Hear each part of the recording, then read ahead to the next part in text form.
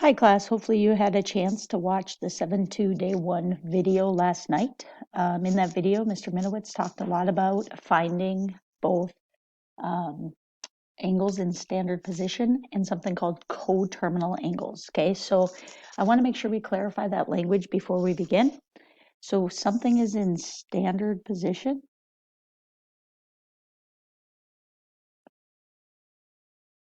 when it starts on the positive x-axis. Okay, so on here, it would the initial side, oops, about that.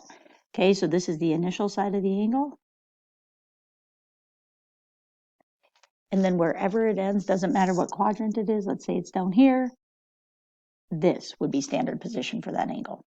Okay, he also talked about when you rotate this direction, so counterclockwise, that's a positive angle measure.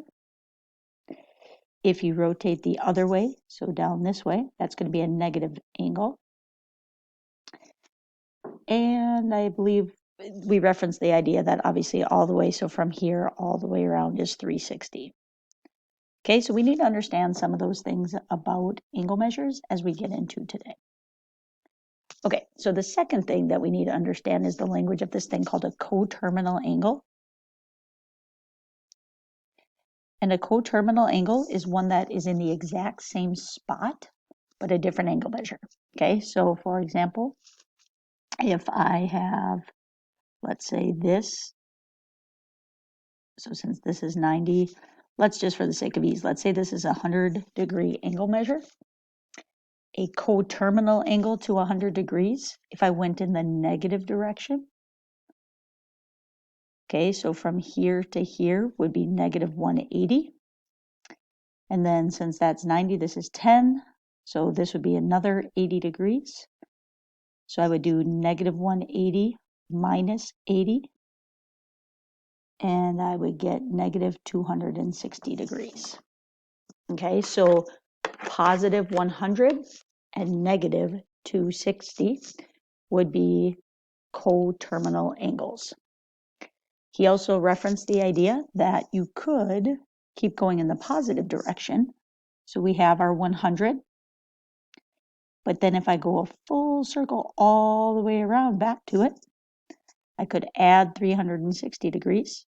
So another coterminal angle could be 460 degrees. It still gets me to that same spot. Okay, so that was the big idea from today. The other thing you do need to remember is your quadrants. So when we talk about quadrants, quadrant 1 is the upper right, and then you go counterclockwise. So 2 is upper left, 3 is lower left, and quadrant 4 is lower right. Okay, so those are some of the background things that you needed to know to be able to be successful in this lesson. Now, he did end with some stuff with triangles, which is a good introduction to where we're going with some other things. But just know that for tonight's assignment, you don't need to worry about that as much. You really need to be able to find these coterminal angles and angles in standard position. Okay, so here in number 1, it says given the initial and terminal sides. Okay, so remember the initial side is always the one on the positive x-axis. So the end side, so this one up here, that's called the terminal side. So part of it is just continuing to work on the language. And it wants us to find the following. Okay, so if you're feeling good about this, I would pause the video quick and see if you could do it. But if I'm going to find a positive angle measure, as we talked about, that would be from here, rotating this way. Okay, so we already talked about how a full circle, so this starts at 0, it's 360 degrees. When we break down our quadrants, that means up here is 90. We talked about that a little bit. This would be 180, and this is 270. You definitely want to be using those as reference points. So for a positive angle, because I know from here to here is 90 degrees, and he labeled this as 20, I could do 90 plus 20, so I get 110 degrees. That is the positive angle measure because I rotated counterclockwise. Just like I did in the example, the negative angle measure, I would start here and I have to go this way like his red arrow shows. Okay, so to get from here to here, I know I go a negative 180. And again, this chunk right here, this is kind of what I didn't talk about as clearly there. This would be the whole 90 because from here to here, that's 90 degrees. So if I do 90 minus the 20, that gives me 70, but I'm going in the negative direction. So I would do 180 minus 70, which is negative 250 degrees. Don't forget your degree symbol. All right, so if you're getting the hang of it, then go ahead and see if you can figure out an angle measure greater than 360. Otherwise, watch what I do here.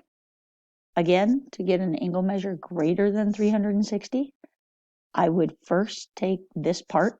Okay, so I could show all my work. I could say I took the original 90 to here, I added the 20, but then if I want to go greater than 360, from here all the way around back to the same spot, I would just add on the 360.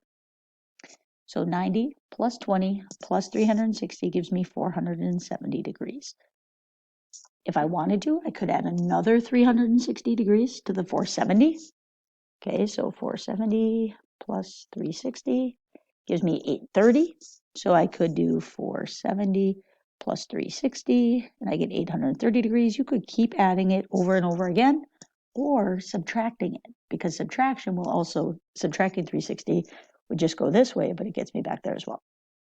So all of these angles that I just listed, plus anything that I would add or subtract 360 from, are considered coterminal angles. Okay, so that's language they do use. And an angle in standard position is one like this, positive x-axis to wherever it goes. Okay, so that was the first thing the video started with, and then it got into this idea of a reference angle. Okay, and reference angles are going to be critical moving through the next few sections. So a reference angle, as Mr. Minowitz mentioned, is always from the x-axis. So it's the angle from the x-axis. So when it says given a reference angle in quadrant 3, okay, so this is where we need to know that down here is quadrant 3. So the angle is down here. Give a possible positive angle and negative angle. So when it gives me a reference angle, what I need to do is draw the triangle. So we're drawing draw the terminal side, I should say, in the quadrant they said. So I'm drawing my terminal side here. So the initial side, remember, is always on the positive x-axis. The terminal side goes in quadrant 3 because it told me to. And finally, this is the new part. The reference angle is from the x-axis. So they're telling me that this right here is 40 degrees. Okay, so in order to answer the question, you need to make sure you put things in the right spot. Now I can answer the questions using what we talked about. It says give a positive angle measure. Well, again, if I go from here to here, that's 180. So positive would be 180 plus the extra 40. So that gives me 220 degrees. Okay, if I want a negative angle measure, that would be going the other direction. So start here and go backwards. Now there's different ways you could think about it. You could figure out what this is and do a negative 90 plus that. Or the way I thought about this, I knew to get all the way to here was 180. So I do some side work. I would do 180 and subtract this part. Okay, so minus 40. I get 140, but again, that was in this direction. So it's a negative 140 degrees. Again, the other option would have been to go a negative 90. Okay, that gets me from here to here.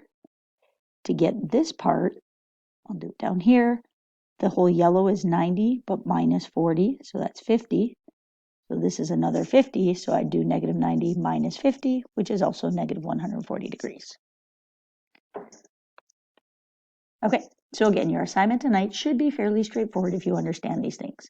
It does use the language of standard position. Remember, that's always from the positive x-axis to where the terminal side is. And then you're really just finding coterminal angles. So multiple angle measures that get you to the same spot. And finally, you will have to draw some reference angles like we did in number 2. All right, now you should go ahead and work on your 7-2 day 1 Pearson practice. Try to get that completed during the hour. You should have no problem doing that. And then finally, when you're done with that, watch your 7-2 day 2 video so that you're ready to go for tomorrow's warm-up.